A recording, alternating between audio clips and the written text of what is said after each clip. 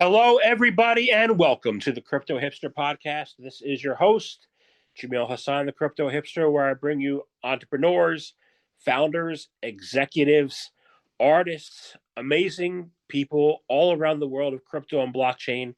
And today I have another amazing guest. We're kicking off the new year with 2025. This is my first podcast, 2025. I'm looking forward to another stellar year. And I have an amazing guest. His name is Cy Lee. He is the founder of the ETH Collective. Cy, welcome to the show. Thank you. Thank you for having me. Happy 2025. You're welcome. It's a pleasure, an honor too. So let's kick things off, and I'll ask you first. I ask everybody the same question to get amazing answers. What is your background, and is it a logical background for what you're doing now? I think so. I think so. Um, I would best address myself as a solver within the greater Ethereum ecosystem, carrying the values and ethos of what Ethereum strives to become as an open source initiative. I've been in this industry for about 10 years. Started off in crypto, now in blockchain. I think a pretty good example of just a degenerate turning regen. In recent years, I've been helping put on EdCon, which is a traveling conference like DevCon.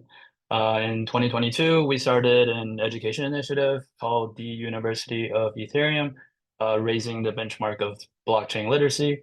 And most recently, we started a new Ethereum Collective Foundation. Um, yeah, that's a gist. Very cool. So I want to find out all about that ETH Collective Foundation. Um, my question, I guess, is in two parts. The first one is, what is the ETH Collective all about, including your mission and vision?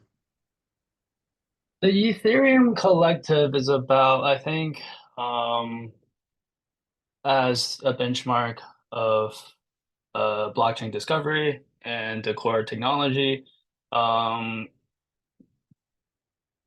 Cross-industry players who are crypto curious has a hard time finding a helping hand from the ecosystem. Like when they try to find, because it's decentralized nature, um, we want to offer ourselves as an alternative to the Ethereum Foundation, to help answer any questions or help provide any resource, uh, and just be the helping hand that cross-industry players need when trying to onboard, trying to come into this industry. We want to break down the walls of intimidation and making our ecosystem as friendly and as welcoming as possible. Only then can we help propel this industry forward. Great. So I'm gonna get a lot of heat right now for what I have to say about Ethereum from the people who love Ethereum. You said I'm at this a spot right now where I hold no Ethereum for the first time since I've been in crypto in 2017. I have no Ethereum. You said early on that you help support Ethereum's mission, and I don't really know what that is anymore. Like, you know, Vitalik said he wasn't going to. I think he said it wasn't. Products aren't going to be live till 2031, or there must be some confusion there. But I'm a little lost and confused. What is the current state of the Ethereum's mission and vision? It seems cloudy to me. But what do you think? Um, so because of its decentralized nature, I think Ethereum white paper defaulted into the solution for blockchain when it's essentially just a solution, because of the open source nature of the protocol. All the other protocols, it's a marginally different derivative who is able to get a bigger marketing um, bag to tell better stories, because everyone else is more centralized. So I think the question here is, how can we further challenge Ethereum by providing alternatives to drive the future of blockchain? where I don't think any one person can answer that question as far as like where is Ethereum going, right? So you pose a question. What do you see as the answer? Like what competitive? I guess competition's healthy. And you have the narrative Solana, you have Sui, you have everybody's trying to go against Ethereum, head up. And how do you see the competition helping Ethereum move forward? I think like if Ethereum was better at building communities, and had a more centralized mentality, but still retaining its decentralized nature, you could argue that there shouldn't be a Solana community, right? Props to them. They do a really good job at building out these fantastic ecosystems, um, that has trend, that has they have captured a large audience. But is the tech there? That is a question. So if you're talking about fundamentals, is Solana's tech reliable? Uh, I think anyone doing some sort of due diligence will beginning to always default back to the Ethereum protocol. Yeah, I think I agree with you.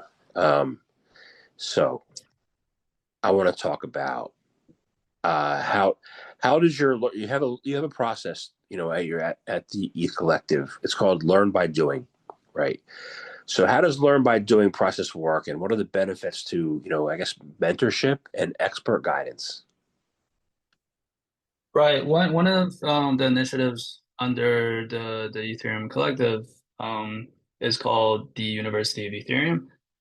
This was an education initiative we built, um, to help raise the benchmark of blockchain literacy. So instead of asking questions like, what coin should I buy? Or why Ethereum has an all-time high? Or who is the next Vitalik? Is really just a couple hours of sitting your ass down, just learning the fundamentals, and you'll be able to understand these questions yourself. But at the same time, we do understand, talking about open source, talking about blockchain, talking about decentralization is not very attractive or sexy topics. So what we do at the ETH is to um, draw attention and awareness to the importance of blockchain literacy and build an accessible tool, that's free for all, and adding gamification to it, so it's easy to understand, and provide a resource where anyone, from anywhere around the world is able to have access to understand what this industry is, how it works, and how to utilize it in a way that it becomes a betterment for your own life. So from its core, I believe education shouldn't be a right. It's not a privilege. It's anyone's right. So just by making education or blockchain education as accessible as possible, it's our first step. I have some follow-ups. First of all, I'm going to disagree with you. You said talking about decentralization is not sexy, right? I'm going to ask you what's possible now in the earth or on the planet with people at the intersection of technology, finance, and social that wasn't possible before we had decentralization. That's a fair point. Um, I mean, like we always talk about mass adoption. We're talking about how do we get more utility? We have all these cool projects, but no one uses them. We're all focused on vehicles that give us the bottles and the models and the fast cars and designer brands. But we can't we don't have any true uh utility. I think At DevCon a couple months ago, Vitalik said the best use case of a blockchain uh, uh, other than crypto is ENS, um, which is which is a very low benchmark, I think. I mean, there's a lot of cool things that we can use blockchain for in impact, in climate, in governance.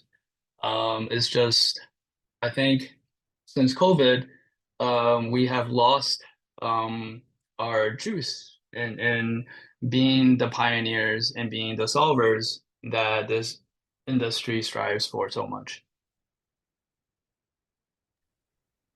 Okay, I'm gonna write that down.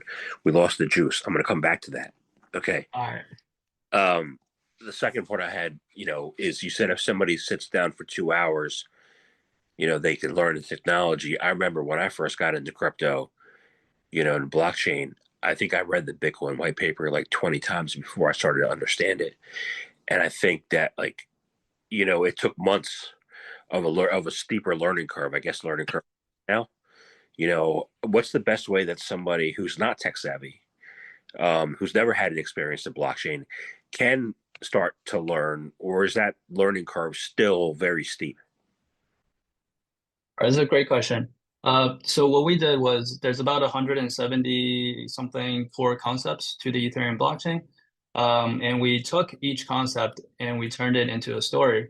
So anyone from 5 to 50-year-old is able to understand it through analogy.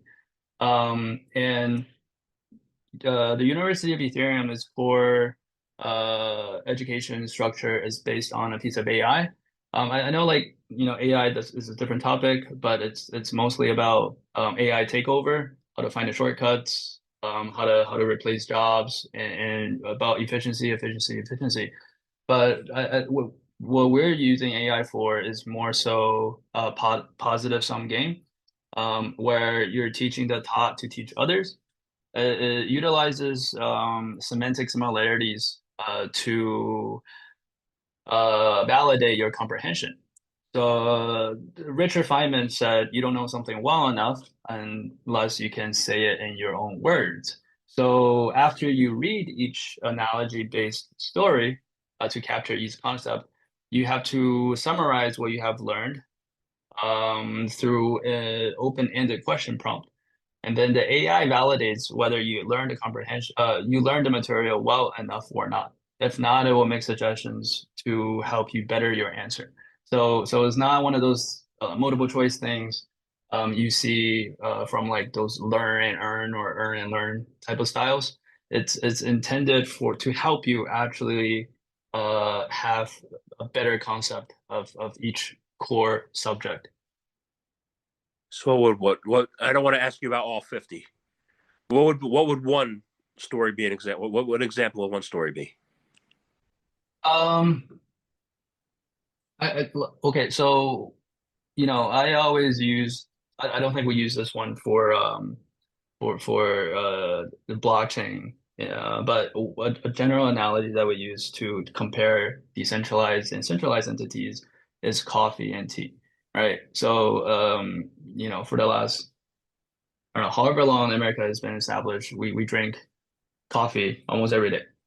Mass majority of Americans. Now, out of nowhere, tea is offered as a consumer product and is made available. So tea being decentralized alternative, it's not that it's better than coffee. It's just an alternative. I think that is the common misunderstanding that, oh, decentralization is coming. Is going to be a decentralized takeover. It's not. You have to understand what tea is and how to brew it and what are its health benefits to you.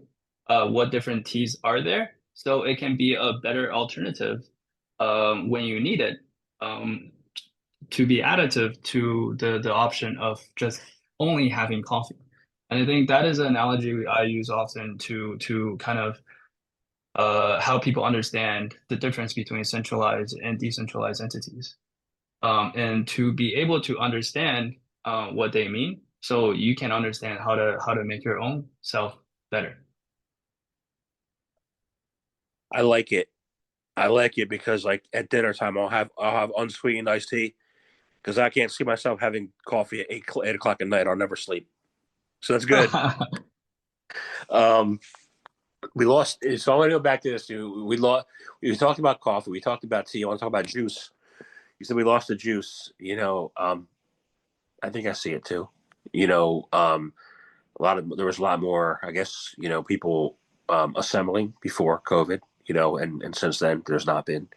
It hasn't come back fully yet. What do you think it's gonna take to get that juice back? We need more radical thinkers. We need more solvers. All right.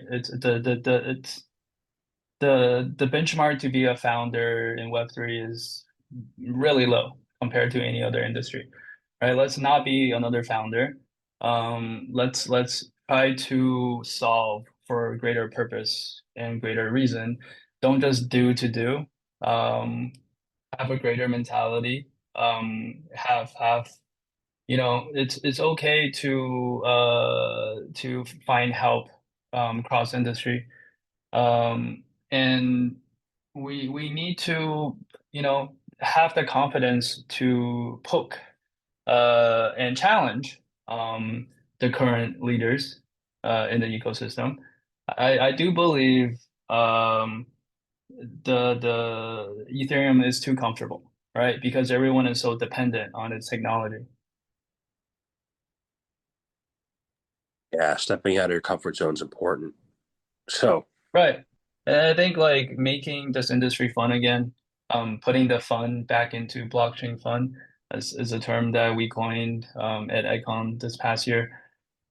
Just finding ways to make blockchain more sexy, more relatable, more relevant, um, be more accessible. And I yeah, think it would be great if there was a conference where all the different protocols like a Solana or ETH were to be able to come together and then have like we talk about interoperating, but there should be benchmarks, and the lowest benchmark should be just socially networking. do we There's have? no reason, sorry. Go ahead. No, go ahead. There's no reason. Yeah, there's no reason why we're all in open source that no one talks to each other. It makes no sense. I'm just thinking about the conferences around the world, and if there are like consensus is mostly Ethereum. Then you have the Bitcoin conferences. Then you have Avalanche had their own conference this past year, and so does Solana. I guess you're right. Like point two, I was there. There's no like combination conference. Yeah, that'd be kick-ass. Like people use these conferences as just a party excuse, then party at a higher level. Let's interoperate on a party level. I like it. So founders, builders. Let me think about builders. How should builders think about the future of crypto? And what obstacles should they look for in the industry to overcome? Including like their own personal barriers too. I think like if you are a builder, you should have done enough homework to be able to answer this question yourself. Uh, Again, don't just build to build, and don't try to make things incrementally better. We are in this space, like we talk about mooning, right? Everybody wants to go to the moon. Don't build a bicycle, build a rocket. Be is and be is okay to fail, right? The space is still very much an explorational phase. Um, so in a lot of the potential is still yet to be explored. We need people who have the confidence to fail. Uh, we so the future of crypto is we need people who can confidently explore uncharted territories. Um, but as far as um, a realistic future, I think digital literacy it's important. Financial literacy is important. Literacy in general is important. Don't just buy because you're FOMOing or because we're talking about crypto. Understand what you're getting yourself into. Understand the industry.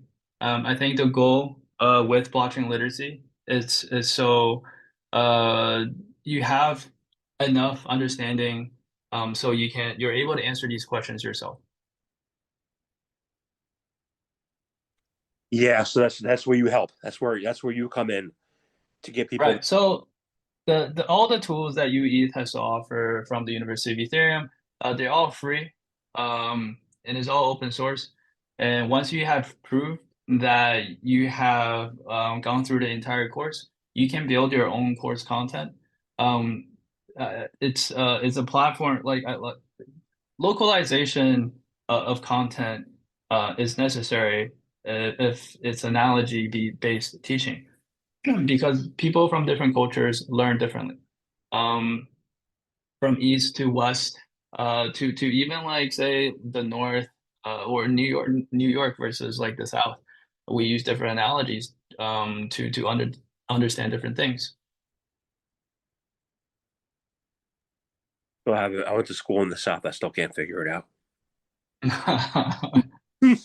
Well, I mean Virginia, but I grew up in New Jersey, so um, you know, but yeah, so all that requires best practices, right? Not FOMOing, not chasing price.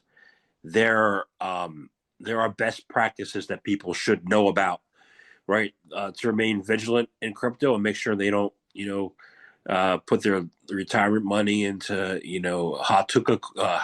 whatever took coin, for example, what are the best practices? If you're vigilant, just don't do it. Um, do your homework. I think that is the best the best practice. Like you have to understand, have enough financial literacy to understand that once any financially based project reaches a large platform, a great deal of the upside has already been gone to the previous rounds. So do your homework. Got it. Awesome. So I want to shift gears a little bit. Okay. I want to talk about one of the important things that are going on right now is because you said Vitalik said that one of the important applications is ENS. So that ties into to digital identity, right? How should people best secure and they're going to have to best secure their digital identity in Web3? Digital identity in Web3. Um, First of all, you got to understand what that is. For understand what digital identity is and understand what Web3 is, right? I don't like how the numeric notation of Web 1, 2, and 3. It also creates this narrative that it's getting incrementally harder. However, it's just like the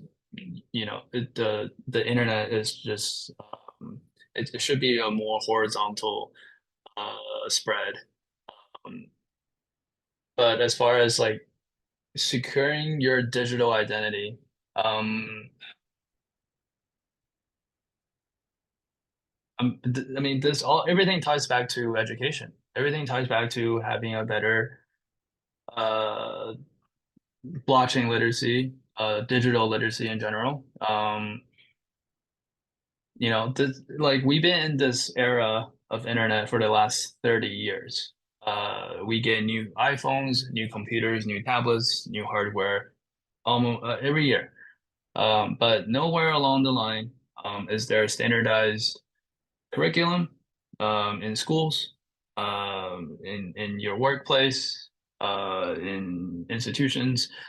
How are general consumers supposed to keep up the rate that innovation is advancing?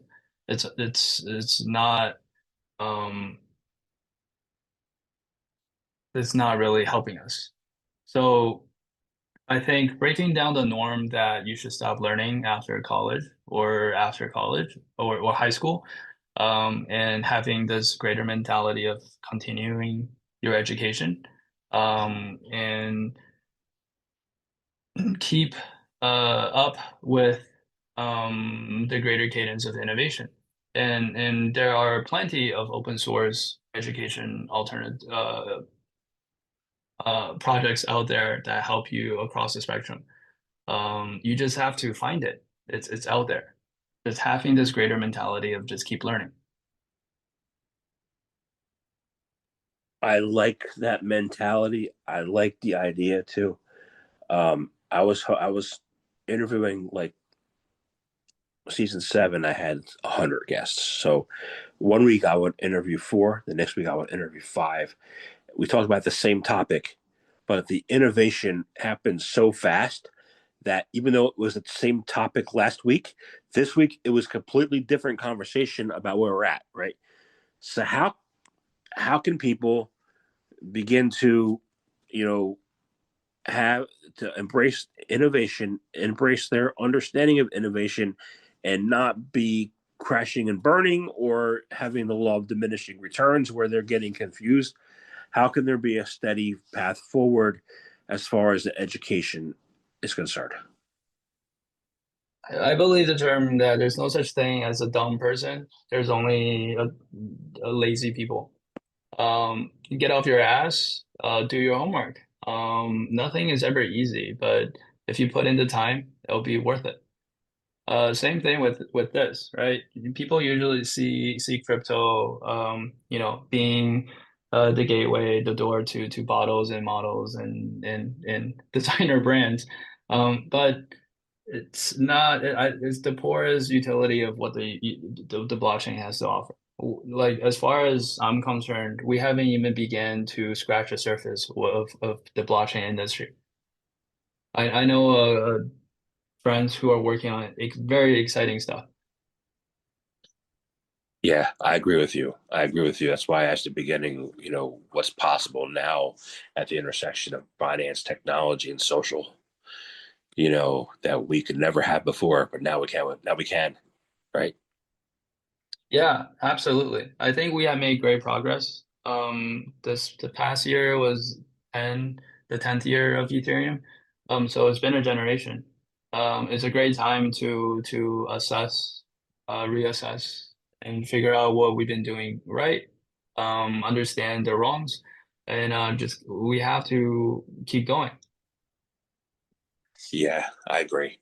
So I have one last, that's a couple last questions. First, you know, and I don't like to talk about price on my show, but I'm going to talk about price a little bit. You know, we're sitting here at Ethereum at 3,500 or 3,400. It's beginning of 2025. We're headed into a bull cycle, right? At least we hope.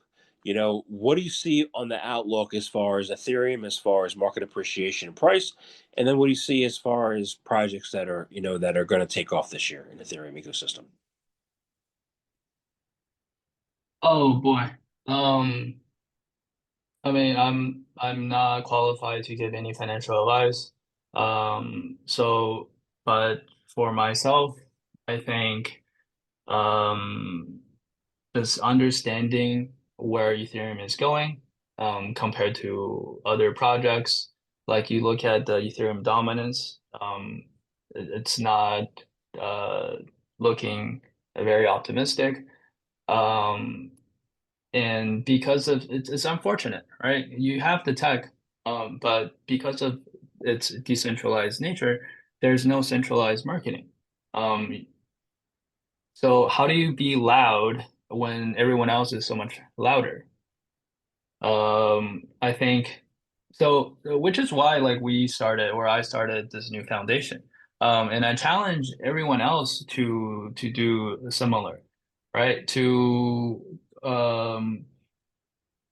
take what you believe and build, but build with greater intent and greater reason. Because you know, it's technology will only progress if you challenge it. We can't keep using the same stuff. And it starts with like community is important. Um, Ethereum Collective, it will be for the community, ran by the community, and governed and funded by the community. Awesome. Awesome. So I want to thank you. I like that. Governed by the community. And it always has been. So yeah. So I want to thank you Yeah, I very much. appreciate it. Yeah, and I have one last question. It's really simple. I love talking to you. This was a great conversation. And my last question is this: is how can people find out more information about you and about the Eth Collective, and how can they learn, and how can they, increase their education and knowledge by using you guys? UETH is ueth.org. UETH.org is the education tool. Ethereum Collective is ethcollective.org. And for myself, I try not to it's a team effort. We have a great team. There's a great community. I'm a voice. I want to carry the values and ethos of what open source is as well. Um, yeah, I don't want to take all the credit. It's about the community. Awesome. Awesome. Thank you very much for your time today. Thank you. Thank you for having me. Happy New Year's.